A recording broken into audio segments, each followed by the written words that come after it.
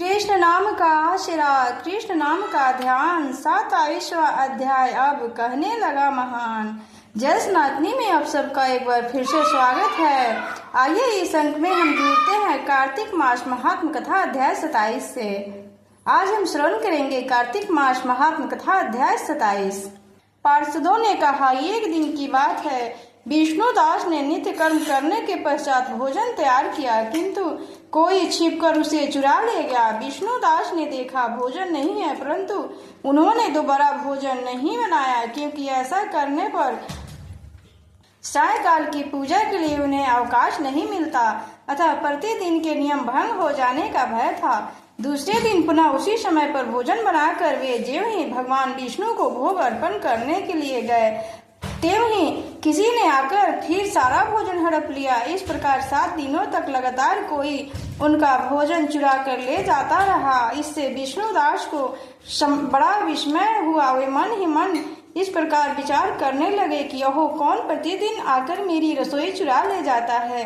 यदि दोबारा कोई रसोई बनाकर भोजन करता हूँ तो सायंकाल की पूजा छूट जाती है। यदि रसोई बनाकर तुरंत ही भोजन कर लेना उचित हो तो यह मुझसे यह न होगा, क्योंकि भगवान विष्णु को सब कुछ अर्पण किए बिना कोई भी वैष्णव भोजन नहीं कर सकता।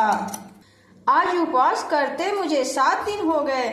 इस प्रकार मैं व्रत में कब तक स्थिर रह सकता हूँ। अच्छा, आज मैं रसोई की भली भांति रक्षा करूंगा। ऐसा निश्चय करके भोजन बनाने के पश्चात वे वहीं छिपकर खड़े हो गए। इतने में ही उन्हें एक चंडाल दिखाई दिया, जो रसोई का अन्न हरकर जाने के लिए तैयार खड़ा था। भूख के मारे उनका सारा शरीर दुर्बल हो गया था, मुख पर दीनता छा रही थी, शरीर में हाड़ और चाम के सिवा कुछ शेष नहीं बचा था। उसे देखकर श्रेष्ठ ब्राह्मण विष्णुदास का हृदय करुणा से भर गया। उन्होंने भोजन चुराने वाले चंडाल की ओर देखकर कहा, भैया जरा ठहरो ठहरो, क्यों रूखा सूखा खाते हो। इस प्रकार कहते हुए विप्रवर विष्णुदास को आते देख वज्र चंडाल भय के मारे बड़े वेग से भागा और कुछ ही दूरी पर मूर्छित होकर गिर पड़ा। चंडाल को भयभीत और मूर्छित देखकर द्विज श्रेष्ठ विष्णुदास बड़े वेग से उसके समीप आए और दयावश अपने वस्त्र के छोर से उसको हवा करने लगे। तदनंतर जब वह उठकर खड़ा हुआ तब विष्णुदास ने देखा वहां चंडाल नहीं बल्कि साक्षात नारायण ही शंख चक्र और गदा धारण किए सामने उपस्थित हैं। अपने प्रभु को प्रत्यक्ष देखकर विष्णुदास सात्विक भावों से वशीभूत हो गए। वे स्तुति और नमस्कार करने में भी समर्थ न हो सके। तब भगवान ने सात्विक व्रत का पालन करने वाले अपने भक्त विष्णुदास को छाती से लगा लिया और उन्हें अपने जैसा रूप देकर वैकुंठ को ले चले।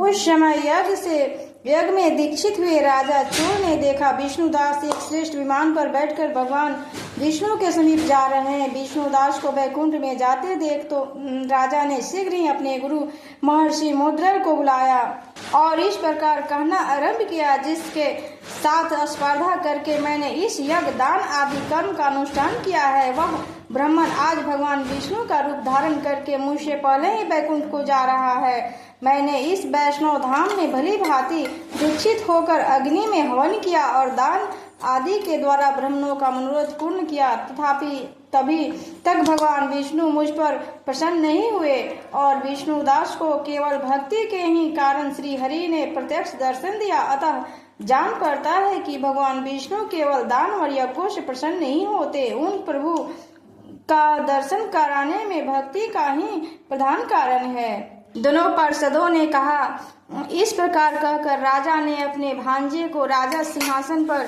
अभिभुक्त कर दिया। वे बचपन से ही यज्ञ की दीक्षा लेकर उसी में संलग्न रहते थे, इसलिए उन्हें कोई पुत्र नहीं हुआ था। यही कारण है कि उस देश में अब तक भांजे ही राज के उत्तराधिकारी होते हैं।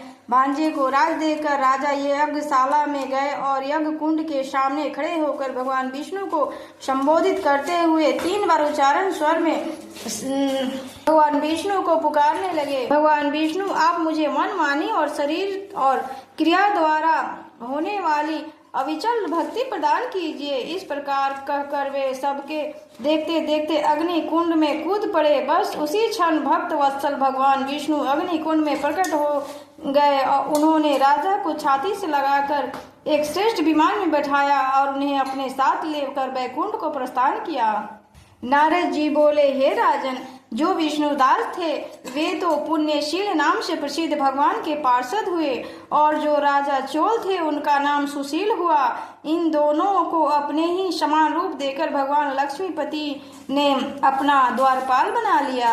इस प्रकार कार्तिक मास महात्म कथा अध्याय 27 संपूर्ण हुआ। अगर आपने इस चैनल को अभी तक सब्सक्राइब नहीं किया है तो सब्सक्राइब कर ले और लाइक भी कर दे तथा कमेंट करके अपना सुझाव अवश्य दें। जय श्री हरि विष्णु। ओम नमो भगवते वासुदेवाय।